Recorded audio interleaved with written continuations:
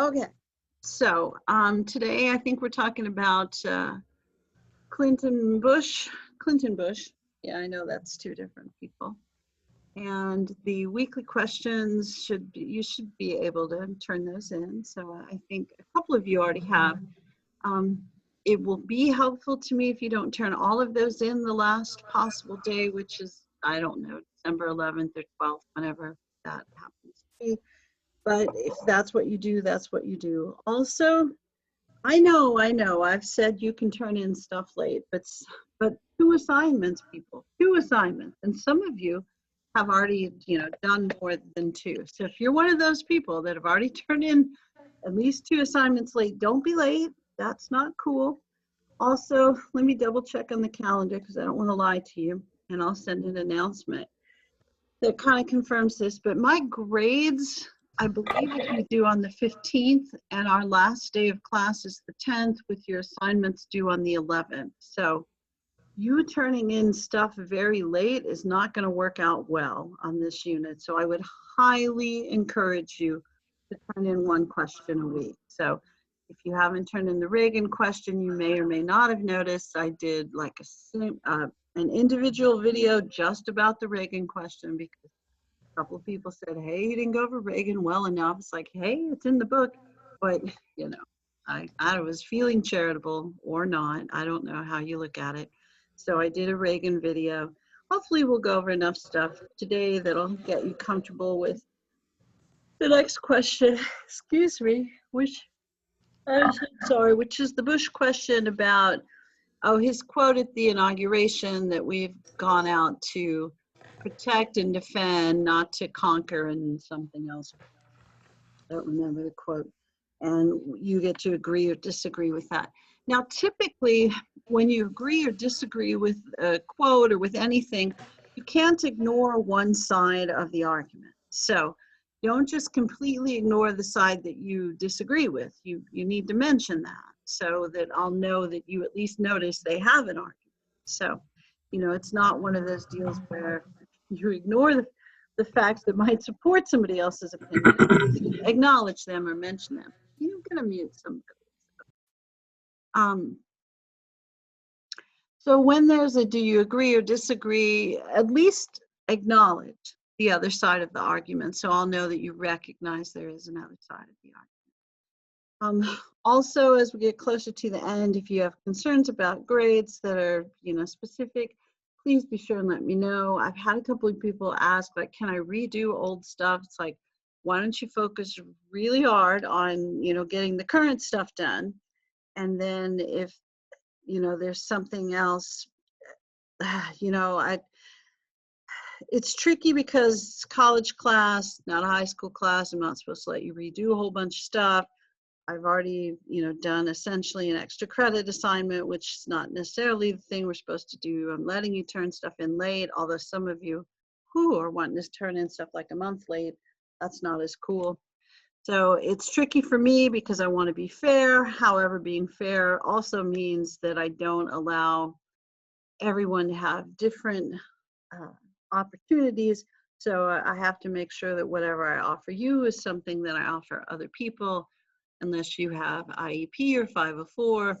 And if you have that, you already know we're already together on that. So let's go ahead and get started on the stuff for today. And also be sure to drop stuff in the chat, if you have a question or comment. Also, I'll be honest with you too, if I never hear from you and you're like that last person to log off every week because I don't know why, because you log on and then go do the dishes or you're at work or something, and then you don't notice the class has ended. And then the only time I ever hear from you is, I think your grading is unfair. It's like, maybe.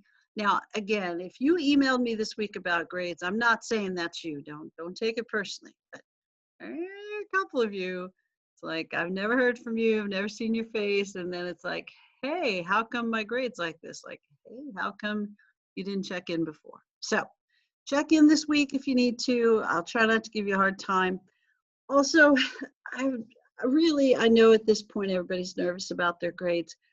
So tried to make it super clear about how to figure out what your grade is. But if it still doesn't make sense to you, let me know. It's really a point total. 210, I think, gets you the C. 240 gets you the B. And then 270 and above gets you the A. Now that's point total, end of the class. So what I would do at this moment, you know, unless you turned in something last week that's like 3 weeks late, your stuff is fairly current on the grade. So just subtract the total of the grade that you want, so 210 for passing. Subtract what you currently have, and that'll tell you how many points you need to get what you want. And you have 70 points left available. So you've got 3 weekly questions and a 40-point quiz, which I will finish inputting at some point this week. And I'll open that again not this Wednesday, but next Wednesday. So, and that you got to take on time. So make sure you get that done by the Friday that it's due, which I think is the 12th. All right, I've talked enough about this stuff, haven't I? Okay, all right, let me share the screen, which I apparently have to say that I'm doing before I do it because I'm old and that's how we talk. Okay,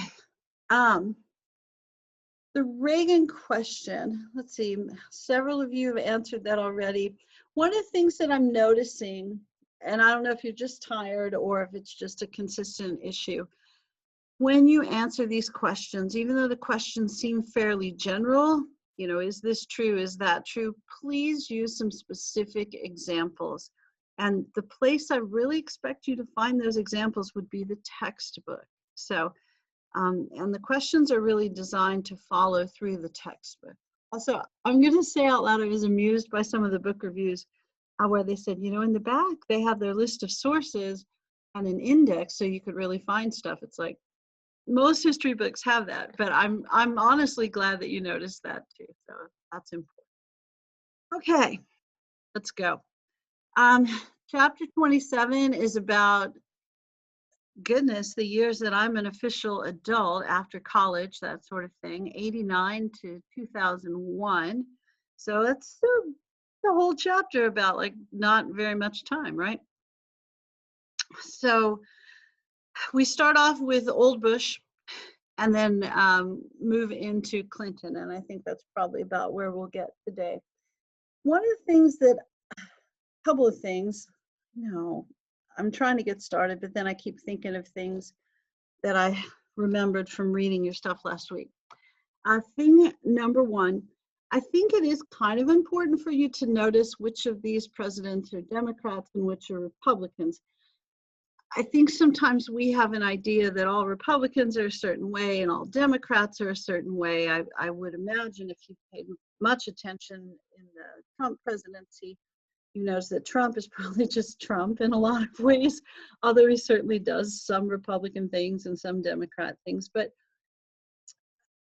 over time, the parties change, and over time, their nominees change as well. So what you think of as kind of your standard Republican or your standard Democrat is probably different than the way some of these folks were. So I did notice, sorry, letting some people in. I did notice, you know, people writing about Reagan's like, well, he wasn't a traditional Republican. It's like, I don't know. I mean, you're probably so. And he wasn't as conservative as people hoped that he would be, but then other people thought he was too conservative. So it is tricky to kind of diagnose or, I guess, enumerate what is a Republican, what is a Democrat. And we've just been talking about the Cold War era, where all the Democrats and all the Republicans were pro-military, and everybody hated communism. And once we get into the 70s, we're all just mad about everything. And then in the 80s, kind of a reaction to the 70s where we thought, you know, everybody involved in government lied and they were a big mess and they made the country worse because we'd just gone through Vietnam and then Nixon and then some fairly impressive economic issues and oil shortages. So the 80s is, you know, it's when we fix everything. So everything will be perfect in the 80s. So we get a little more conservative in the 80s, and we've probably stay a little more conservative in some ways in the 90s. And one of the things that you'll probably notice is that Reagan, Bush, Clinton, and then Bush again are probably a little more in the middle than especially your state level Democrats and Republicans. So I don't know, maybe they'll be surprising to you. I don't know. All right, so George H.W. Bush. This is the older Bush who went to, did he go to school at Yale? Although younger Bush went to Yale as well.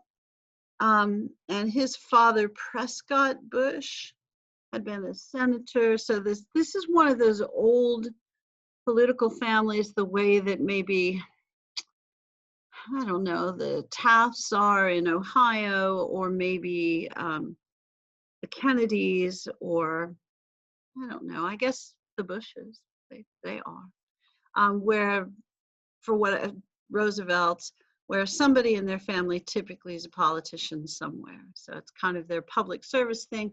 That means they're wealthy because they've got enough money that somebody's got free time to be whatever this is without running a business or something like that. All right, so older Bush was Reagan's vice president. Before he was vice president, he had been the head of the CIA, which makes him fairly connected. He'd also been an ambassador to China, which makes him fairly connected.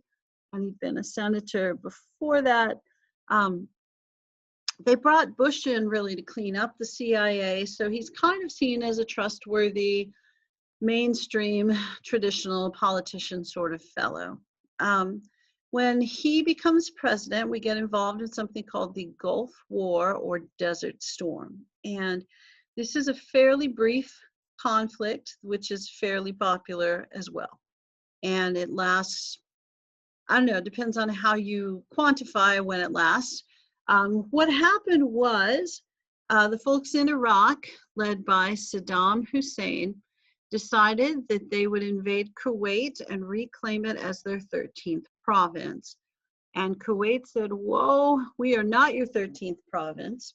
That's a direct quote. The entire country said that in English. And then they went to the United Nations and they said, hey, can you guys get Saddam the heck out of here? And so the US said, we can do that. And we asked a whole bunch of other countries at the UN. It's like, hey, you want to do that? Hey, you want to do that? And they voted on it. And almost all of them said, yes, let's do that. So Iraq opposed it. And I think the Soviet Union, I can't remember, I know your book says, either abstained or said, all right, eventually. Sorry, let me turn off my phone for the beep. So let me turn over my phone so I don't look at what is going on there. I really did get distracted. I apologize. Oh yeah, Kuwait. So the US leads UN coalition, and their mandate, their direction from the United Nations is to get Saddam out of Kuwait, not to kill Saddam, not to redo the government in Iraq, any of that stuff, to get Saddam out of Kuwait. So they start off by bombing Iraqi troops. And then when they send in ground troops, the fighting lasts for a couple of days. Pretty famously, some Iraqi troops will surrender to news crews from, CNN. So these folks really did not have any great desire to fight with the United States or the UN because they didn't want to die. And it's really the world against Iraq at this point. So I remember watching the war on television, and certainly what the government had noticed is if you're going to publicize or televise a war, maybe if you control how it's televised, you'll get better public support for the war. So they embedded news crews with different US units, and they worked together with the press or censored the press. It kind of depends on how you would look at it. So they either provided greater access or controlled the access they provided, because they really didn't want reports like they had in Vietnam, where you had, live feed cameras recording things that didn't go well for the United States. And they also sanitized the coverage in some ways, where they covered it from the perspective of the person dropping the bomb rather than the person receiving the bomb, that sort of thing. So they had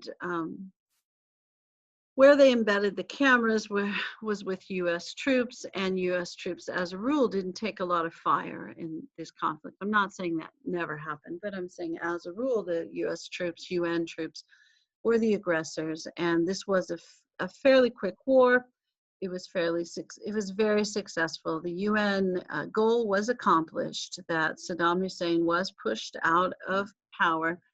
And when they did surveys, because they do surveys all the time and have for a long time, of how popular the president is, when they did the survey in 1991 for Bush, he got an approval rating of 90%, and that was general approval. So that meant both Democrats and Republicans. So he was easily the most popular president ever measured. And you're going, okay then, Serna, why did he only get to have one term? Well, because the war did not happen in the election year. That probably had something to do with it. And things change quickly, as we've all noticed this year. I mean, this time last year, did any of you think your life was going to be the way it was in 2020? No, of course not. So things can change pretty quickly. Now, they didn't have a big pandemic, but they did have a big recession. And we're usually not very happy with the president if the economy collapses while he is president. So it's really hard to get reelected if the economy is bad. So I think your only recent exception to that was Barack Obama in his second term, because the economy was kind of bad, but we reelected him anyway for a variety of reasons. Because it seemed to be, well, we'll talk about that when we get there, okay? But I think Bush's problem was that he upset his own party. And I don't know, I may be analyzing this incorrectly, but it seems, it seems to me like the Republicans can turn on themselves a little more viciously than the Democrats can, although we're seeing some pretty interesting stuff from the Democrats right now about who to appoint to different offices in the Biden administration, and more moderate, more conservative, and more liberal progressive is probably the right word, Democrats arguing about who gets to do what. But here was the issue for the Republicans in, this must have been, let's see, 92, so 91. So the economy is real stinky, 91, 92. And we're in a pretty massive deficit, not anywhere close to where we are now, but also our gross national product is smaller, and the stock market is not has as large a volume, but we have a pretty big deficit, and our economy is in a recession for a variety of reasons. And they asked Bush, like, what are you going to do about this? And they said, are you going to raise taxes? And he says, read my lips, no new taxes. And then he ends up raising a few taxes. And I guarantee you, people remembered that. So within the Republican Party, there's a pushback against him from some business interests, some rich guys as well. And they decide to back a fellow named Ross Perot because he's a billionaire, and sorry, there's a bunch of squirrels running around on my back porch, and it seems I should just close the blinds, right? There's a bunch of billionaires who are backing Ross Perot is a billionaire. There's a bunch of moneyed interests who are backing him. He's in charge of a data management company. So he's part of this new economy, even though he's an older fellow. And he's seen as, because he's a wealthy guy, we know he's good with economic matters, because all wealthy guys are. And he runs for president as a third party candidate, as an independent. And he ends up getting quite a few votes, probably votes that normally would have gone to Republicans. And I know the people that I know who voted for him in particular because they thought that Bush was too centrist and not good with the economy. And he raised some taxes. But yeah, so Bush runs for re-election. The guy who runs against him is a relatively unknown Democrat from Arkansas, which is not normally where you pull your presidential candidate because, again, no one lives there. However, Bill Clinton was a very good politician and still probably is in some ways, although he doesn't come out and visit us as often as he used to because he's older. But Bill Clinton was young during the election of '92. And he also, oddly enough, picked another guy from the middle of the country, a fellow named Al Gore, to run with him. And these two guys are fairly different and kind of the same. They're both young, they're both from the middle of the country, and they're both kind of centrist. So they're sort of in the middle of their party. Clinton is going to end up doing more conservative things than he promised to do. And Al Gore is going to appeal to more religious conservatives because his wife wants to censor music and movies, which I remember that was really strange. But that gives them some appeal. You're going like, does that even matter? Are you looking at squirrels again? No, I'm not looking at squirrels again. It does matter because it means that people from the more conservative part of the Republican Party and that moral majority won't be completely opposed to this ticket because at least one person somehow related to the ticket is fairly conservative. I'm looking in the chat. Yes, I remember Clinton playing the sax on the Arsenio Hall show, and I thought, well, that guy is kind of out there and a little cooler than, say, George H.W. Bush, who wasn't playing the sax anywhere. And they also, I remember them asking, Arsenio Hall, that was like the greatest evening show. I really missed that. Sorry, I'm old. But because he had all the good musicians too, like Clinton playing the sax. He was actually not bad. But he asked Clinton questions that you didn't normally ask presidential candidates. Like I remember he asked him if he wore boxers or briefs, which I'm not sure we needed to know. However, Clinton is younger. He's kind of, in tune with the culture. He doesn't seem as out of touch as guys like Bush who, haven't shopped for their own groceries, don't have day-to-day problems. Now, Clinton probably isn't going out and shopping for his own groceries, but he might be.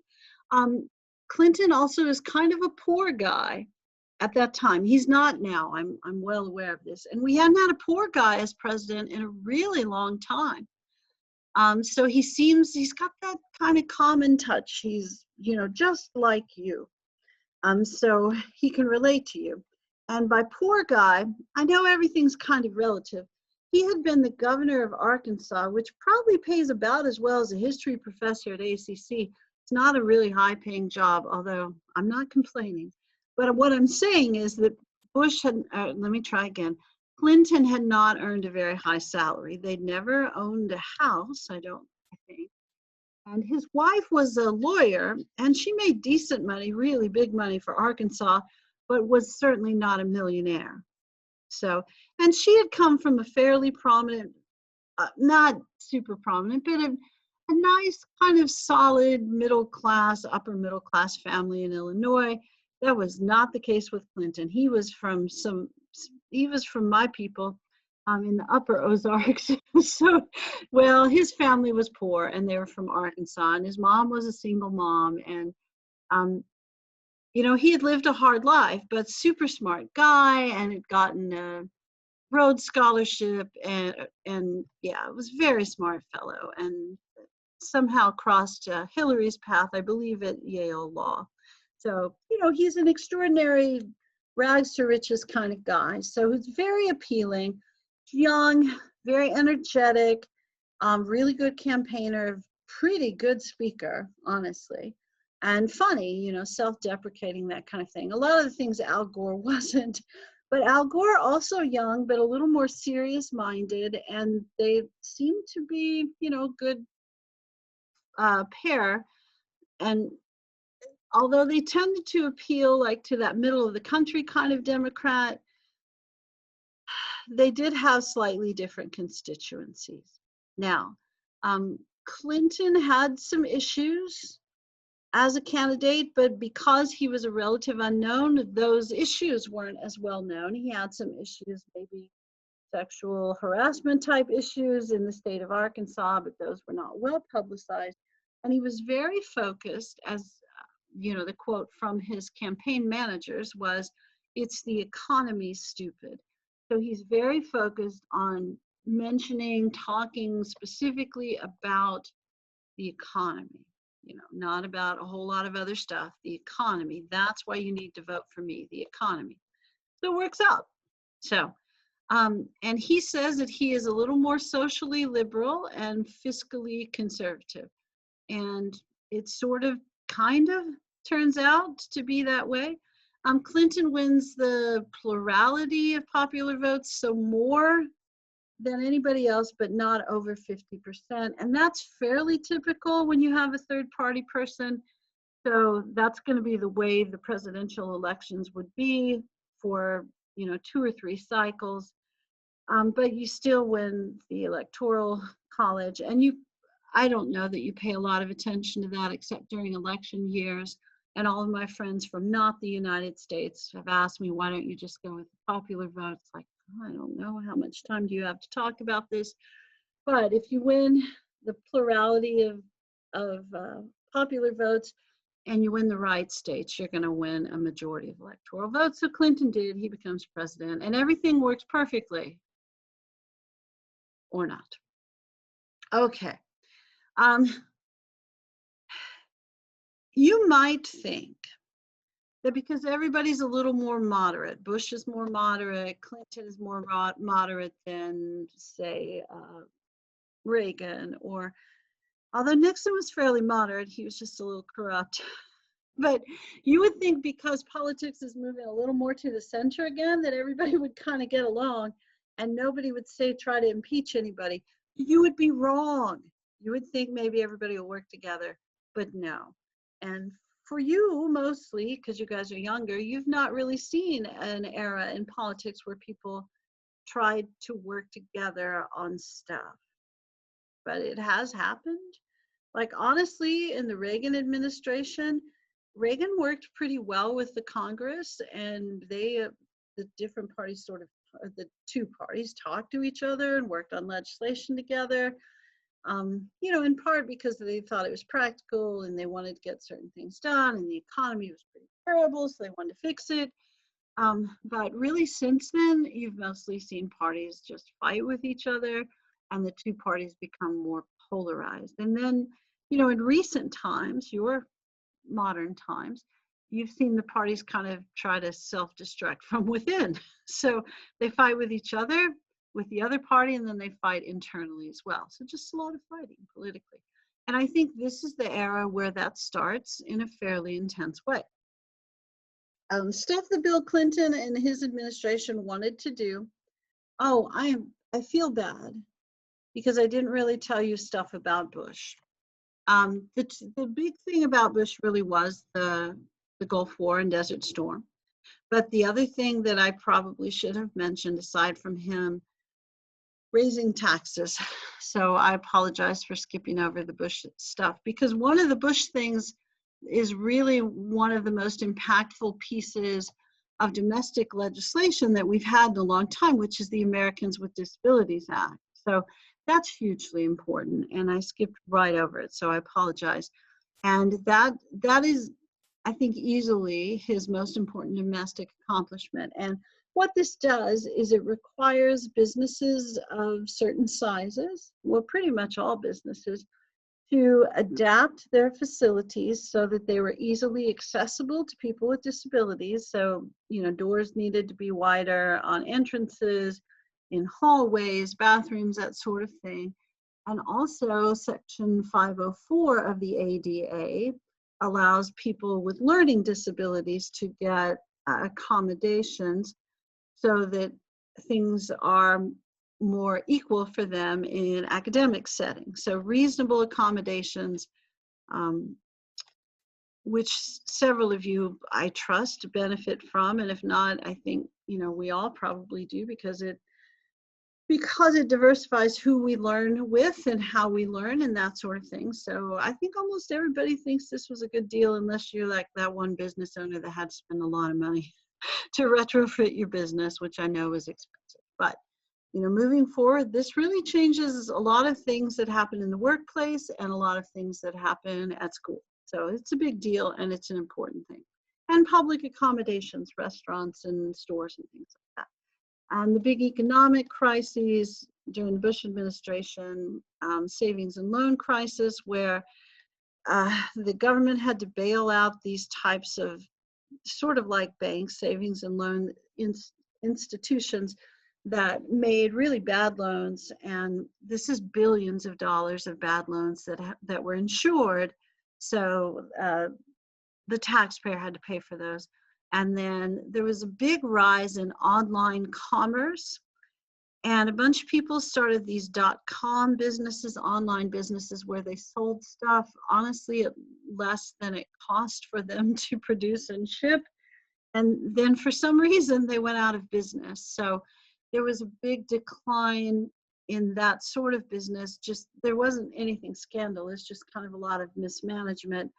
And one of the things you notice when we have a new industry is usually it grows really quickly, and then there's a correction and it goes back to whatever its proper size is, or it might consolidate or monopolize, and then we'll later have some legislation about that. So the savings and loan thing, that's kind of corruption stuff. And one of George Bush's children was involved.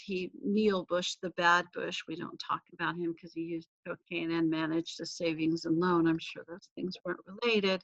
He also got divorced, which Bushes don't do. But one of the savings and loan corporations that we bailed out was his.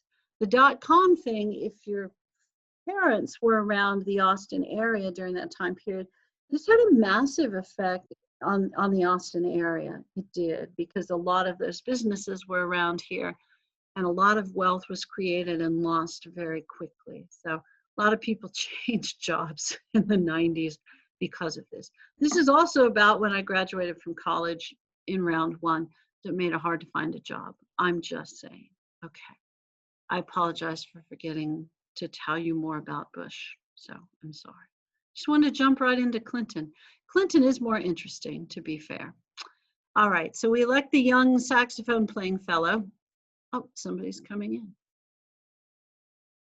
We elect a young saxophone playing fellow, and then his vice president, who's apparently fairly serious minded and likes the climate. He's concerned about the climate change. It's true. And we're kind of in the middle, except we're all going to fight. Okay, here's the stuff that happens during the Clinton administration. And I know you already know, like, the big thing, he gets impeached. Oh, dear. But here's some other stuff. One of the first things that he pushed for was universal health care. Now, you might remember back in the day, or the 40s and 50s, when Harry Truman said we needed universal health care, and it didn't happen. So Bill Clinton is going to try to bring it back, and he puts his wife in charge of the plan. And for a variety of reasons, it doesn't work out. Probably the biggest reason, sounds really weird, but some Republicans thought it was a bad idea. I'm sure you're shocked by that. And they had a series of commercials where this guy and his wife sit at their kitchen table and talk about what a terrible idea the universal health care plan would be. And those commercials really worked. They talked about how, you'd have this universal health care card, and that secret number, computers would find out about it, maybe the Russians or whoever else, and you would lose all your privacy. So people were nervous about that. And then, the idea that goes along with universal health care, that it's a form of socialism, or that your health care will be limited. Now, I'm not arguing one way or another. That's not my goal here, because I know some of you go like, yeah, it would be. And some of you are like, no, that's crazy. The rest of the world does this. I know, both of those things. But the PR campaign that the Republicans ran was much better than the PR campaign that the Democrats ran, and it was more convincing because they had, just a 50-ish husband and wife, or maybe 60-ish, I don't remember, sitting at their table talking about what's good and what's bad, and it was really relatable, whether it was accurate or not. Okay. So, and some people would also argue that because Mr. Clinton put Mrs. Clinton, President Clinton put Mrs. Clinton in charge of it, that people felt like that was beyond her role as First Lady. And there certainly was talk about that. I remember people going like, who does she think she is? It's like, I don't know, a highly trained lawyer. But, in the modern era, and certainly before, I mean, we're used to people putting their family members in charge of stuff. If you weren't, I mean, you haven't been paying much attention to politics. So that happens from time to time.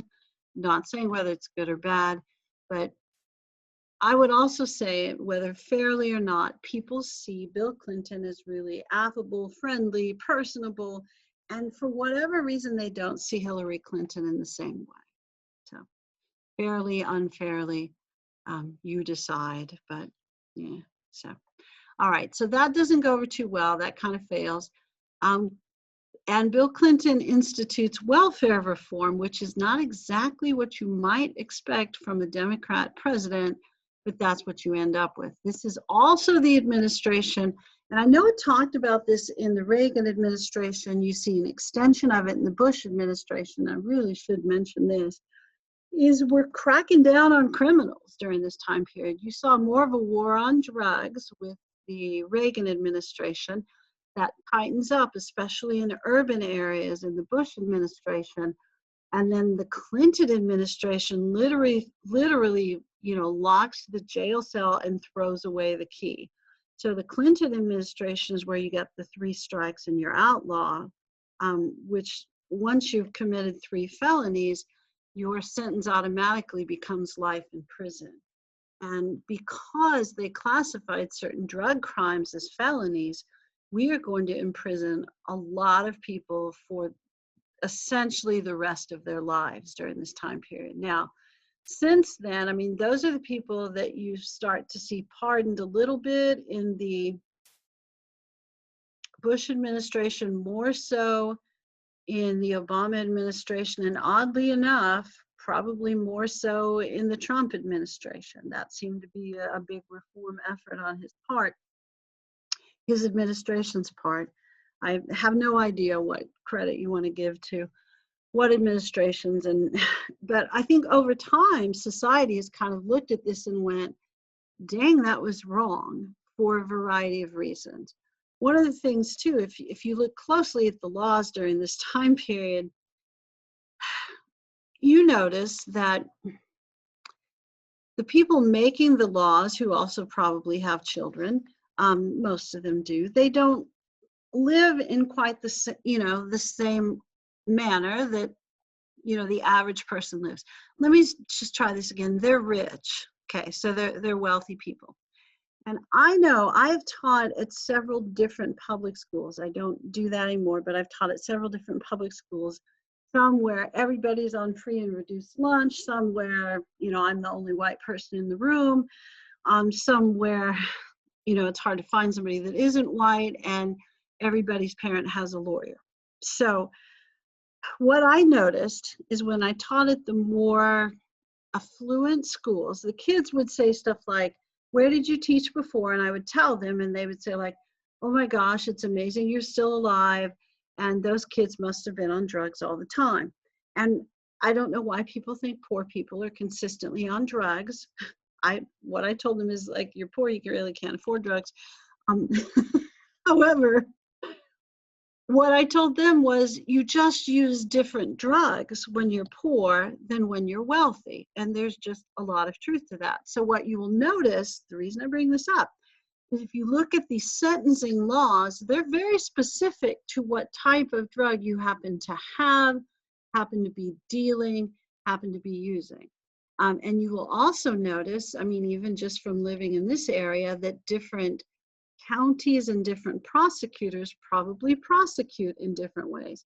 You know, one of the years that I was teaching high school and I had just moved to this area, there was a guy, this Antone fellow who has the jazz, I know he's deceased, but they raided one of his warehouses and found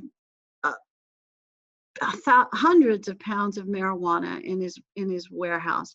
And he ended up getting probation because a couple of things. He was Clifford Antone and Travis County.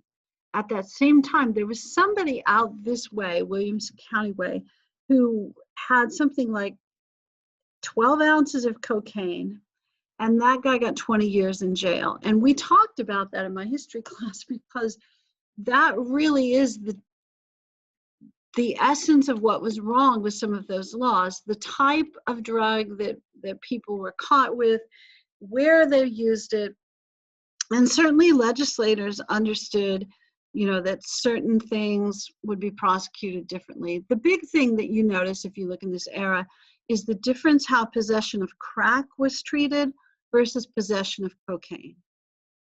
And there was an epidemic of people using and selling crack cocaine in inner cities, and really kind of the suburban drug was powder cocaine.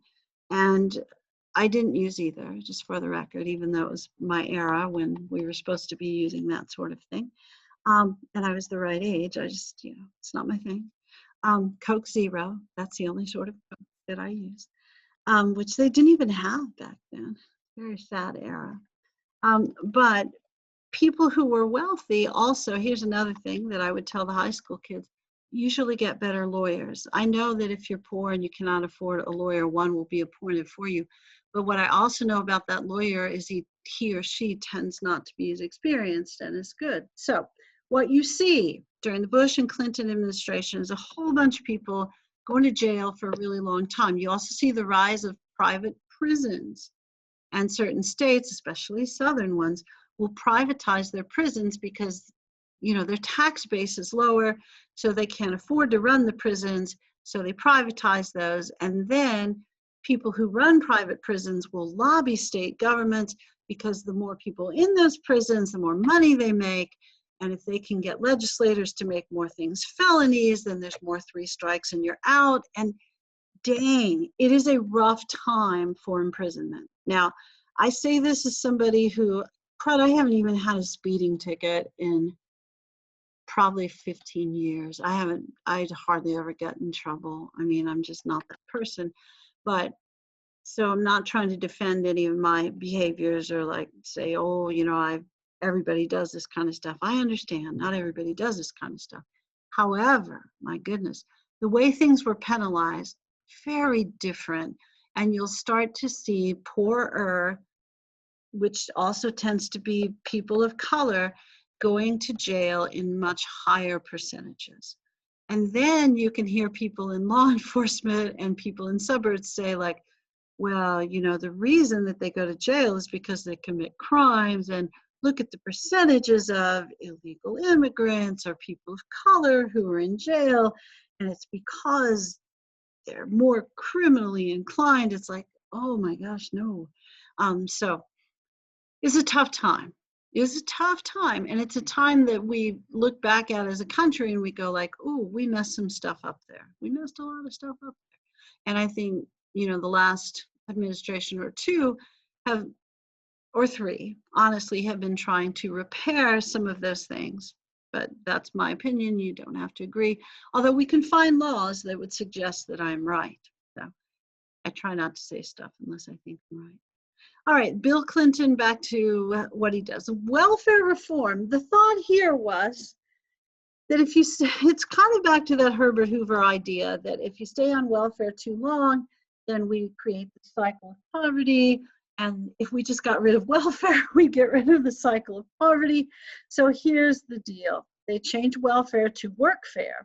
So if you are on welfare, then you have to, you can only be on welfare for a certain amount of time, and then you have to go to work to kind of earn your benefits. What we noticed in this plan, which we have since gotten rid of, is that disproportionately single moms are on welfare. What a huge shock. Who would have ever predicted such a thing? And single moms, here's another shock, they have kids. Single moms have kids. Who would have thought? And somebody's got to take care of the kids. Now, typically the women on welfare were younger. They may or may not have finished high school or college. And you guys know that if you go in the workforce, typically the more training you have or the more education you have, the more money you're going to earn. So if you're one of these single moms, and I know, because some of you are like, I'm a single dad. I know, there's some great single dads too. I'm just saying, statistically, it's single moms. If you're a single parent, but statistically a single mom, and you haven't completed high school or college, you are probably going to work at a low-paying hourly job. I know that's not always true, but there's statistics that suggest that it is. So you're going to have to pay someone to babysit your child while you're off earning during that time period $5 an hour. So what they figured out is if the single mom had to go to work to earn the welfare, then you had to pay someone to take care of a kid, and the program ended up either costing more because of child care assistance, or it was probably worse for the kids in some ways. So they end up changing the requirements of that program. Also, this is the era where they pushed through NAFTA, the North American Free Trade Agreement. Now, both the older Bush and Clinton favored this. The one who did not was Ross Perot. I remember it quite well because he said that giant sucking sound you hear are all of the jobs going to Mexico. So the NAFTA was a North American Free Trade Agreement, and it got rid of tariffs between Canada, United States, and Mexico, and also changed some of the transportation requirements for hauling things between those three countries. So, and some people would argue it did usher manufacturing jobs to Mexico, although other people would argue that they were kind of leaving anyway, and most of them didn't end up permanently in Mexico for a variety of reasons. A lot of them ended up, not Mexico, probably China. That seems to be where they make a lot of stuff. So NAFTA, not unpopular at the time, maybe less popular now. And certainly the people who liked Perot thought that backing NAFTA would usher the end of manufacturing in the United States, and maybe it did. I mean, certainly, in that era, we see really the beginning of the end of manufacturing in the United States and it moving outside of the country. So I know we do still make some stuff here, but we used to be the biggest manufacturing nation in the world. And of course, we're not anymore. We do tend to make high-tech stuff and car assembly. A lot of times the car parts are made somewhere else. All right. Weird stuff that happens in the Clinton administration. All right. Domestic terrorism, that's not funny or weird. It is weird. Oklahoma City bombing, and you see the rise of right-wing militias. And the Oklahoma City bombing was in an IRS federal building, the Murrah building, and ended up, there was also a daycare center there, and these were two guys from the United States who were dissatisfied with I'm going to say they were dissatisfied with the way the country was going, but they were right-wing militia groups. These guys were right-wing. I suspect, I know that there are left-wing ones as well. I was looking in the book to see, sorry, what page maybe that was on, or sorry that I don't remember. But these guys end up prosecuted. One of them gets the death penalty and one of them gets life in jail. It's Terry Nichols. I don't know. This was such a weird thing. They made a bomb out of fertilizer, which is when they started regulating some agricultural products as well. So that, because a lot of the militia groups started making explosives in this way. We also had a World Trade Center bombing during this time period, and it was really in the basement of the parking area of the World Trade Center, and it caused them, to step up some of the security in that building. And this was by foreign terrorists. So we had domestic terrorism, rise of right-wing militias. The militia groups were primarily in Oregon, Idaho, and Montana, although there certainly were some, like even one in Waco, as I recall. But these militia groups were really anti-government.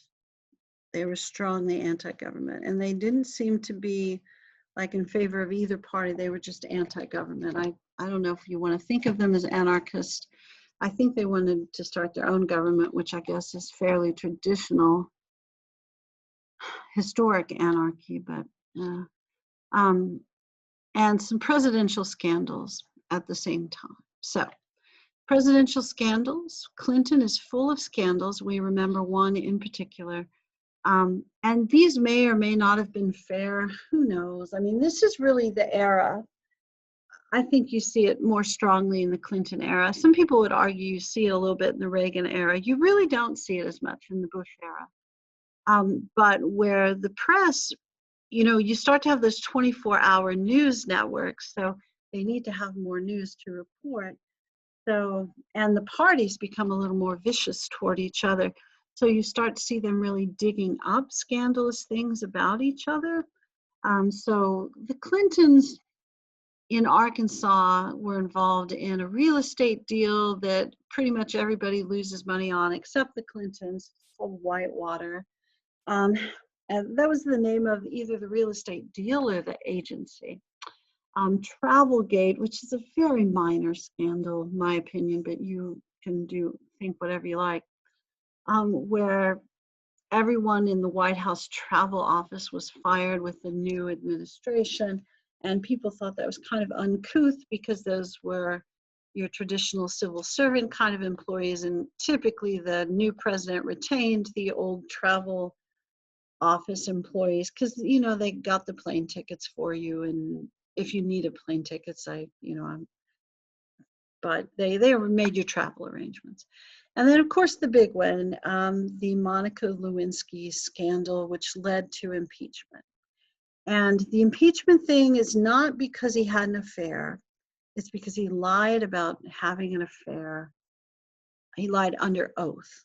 So it's the lying under oath, which is the problem, not having an affair, because here's a shocker. Presidents had had affairs before. I know that you don't believe that, but presidents had had affairs before. But in this instance, the president was being sued by former employees and some other associates, shall we say, in Arkansas. And they had filed this lawsuit, sexual harassment lawsuit against Bill Clinton. And in doing the lawyers and doing their research had discovered that, sorry, my phone, had discovered that the president was currently having an affair with a White House intern, and that she may or may not have saved some evidence of the affair.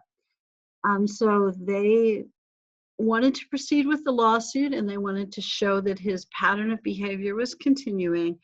They went to court. The judge said, you can continue with your lawsuit now. It doesn't have to wait until his presidency is over.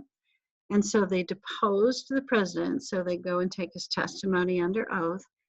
And they asked him, if he knew the people that were suing him for sexual harassment. They also asked if he was aware of Monica Lewinsky. And of course he said he was, because she was his intern, and had they had sex. And he said, no, that had not happened. And that turned out to be a lie. And they could prove that in a variety of ways, none of which are, worthy of discussing on television, or if you ever teach high school, that's not a good time when you have to talk about that stuff.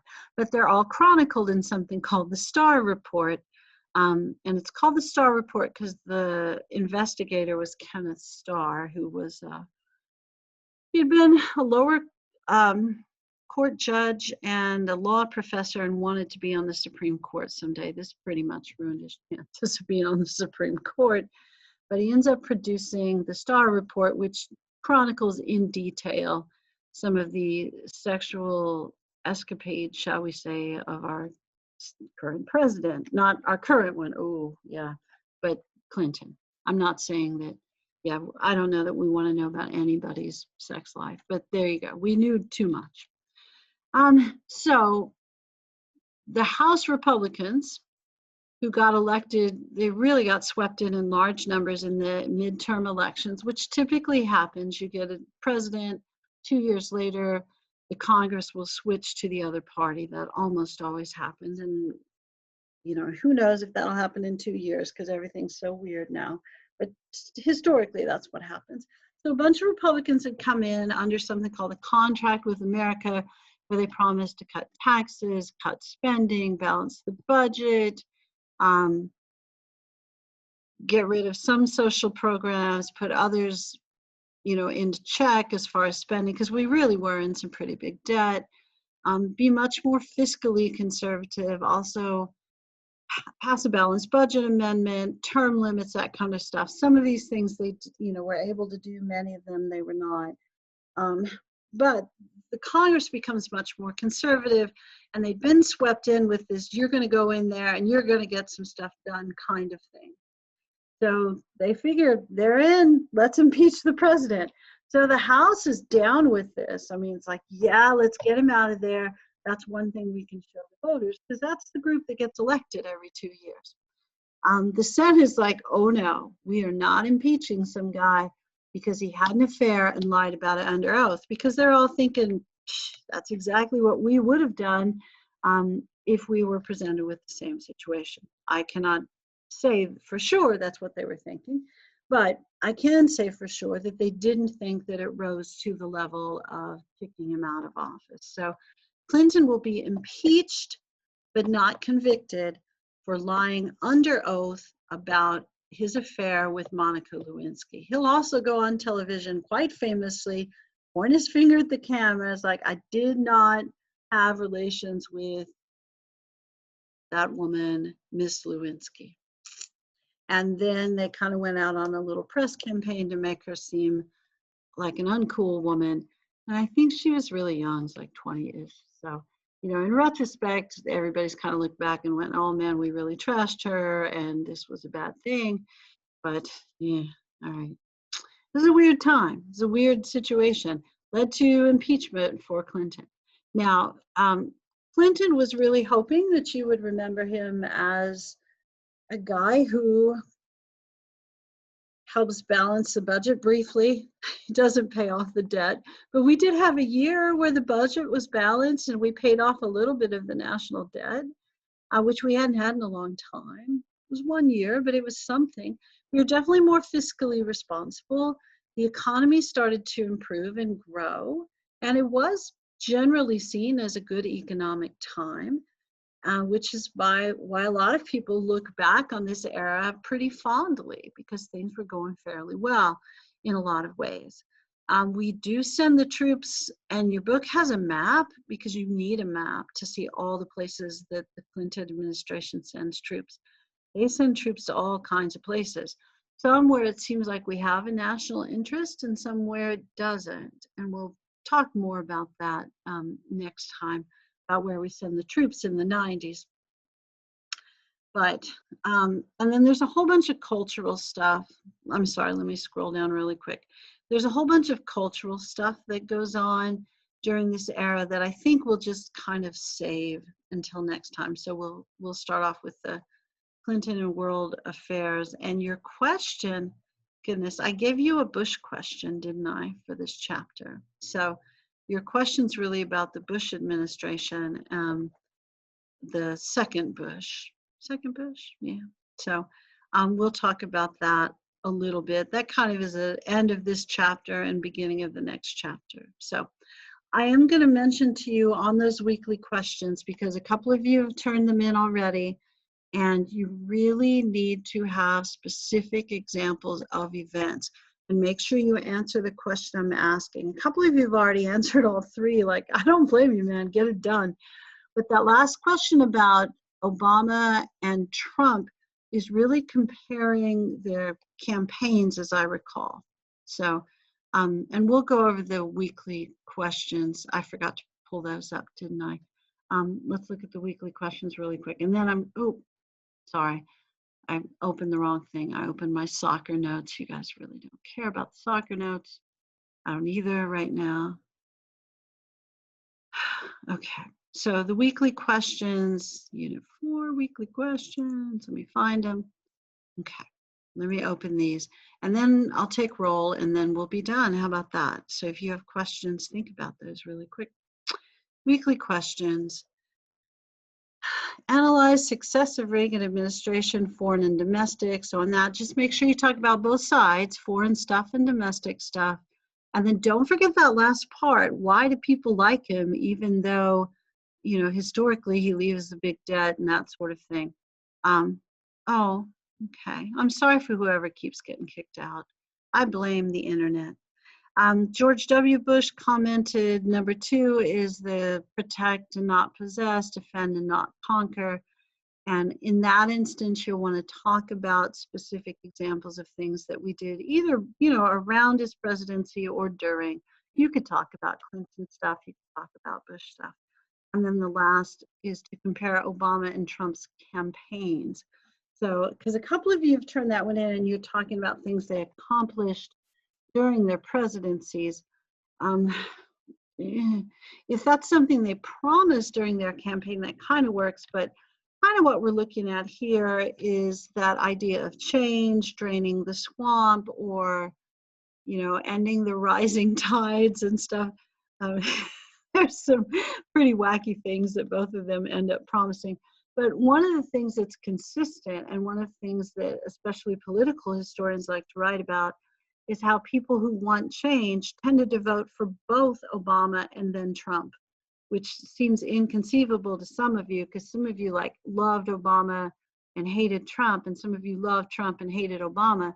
But there's this swing voter group that wanted both of those guys because they just wanted something that wasn't Bush and Clinton.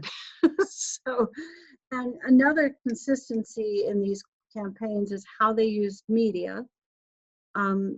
Especially social media. Both of them were quite good at using social media, and Trump was really good about free publicity.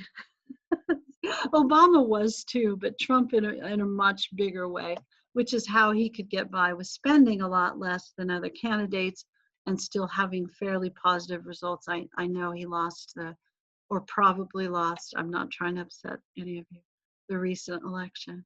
All right, before you go, don't go, but ask a question if you need to. Let me see if I can cross a couple of you off as far as a roll. I'm having so much trouble seeing today. It's because I got distracted by those squirrels, isn't it? Really shouldn't get distracted by the squirrels. All right, Raven B is here. Tells you where I'm at in the alphabet, doesn't it? I'm at B. But feel free to type in questions if you have them, and then I'll try to hurry through the roll. If I get you all to sign in with your last names first, it would go faster, wouldn't it? But I know I didn't ask. Things for me to learn for next semester. And yeah, let me know if you have questions. Also, a couple of you, you know, emailed again about grades and stuff. If you need to talk about grades, I'm happy, honestly, to set up like a separate meeting with you if you don't want to do it by email. And I'll apologize to you officially if it sounds like I'm cranky about those things. It's not really my goal. I do want you to be like super responsible as much as you can. I do also recognize there's a pandemic and some of you are working from home and teaching somebody while you're trying to learn and work, and I know that it's hard. So if it doesn't seem like I've been helpful enough, that also doesn't mean I can let you redo everything, because I have a boss as well, and you know, I don't know, it's tricky stuff. We only have 2 Chris's today. That's sad. Our 3 Chris days are always better. Oh, I should stop the recording. Let me do